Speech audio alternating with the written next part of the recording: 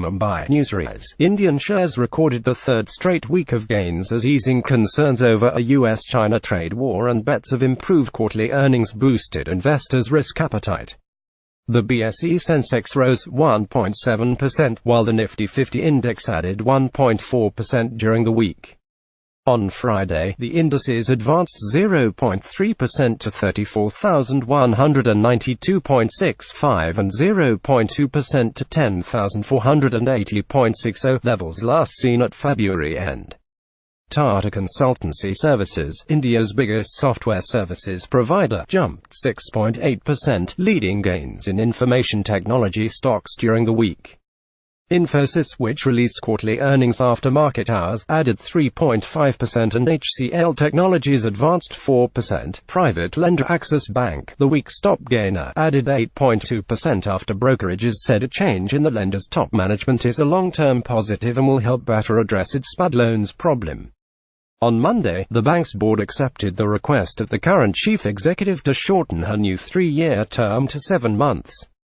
On Friday, Tata Consultancy rose 0.4% and Infosys added 0.6%. Axis Bank ended 1.2% lower. HCL fell 2% after the company and Sumeru Equity Partners signed a pact to acquire Palo Alto-based Action Corp. for $330 million in cash. Indications are for a move higher in the market, and the Nifty is likely to test 10,600 in the near future, said Jayant Manglik, president of Religare Broking.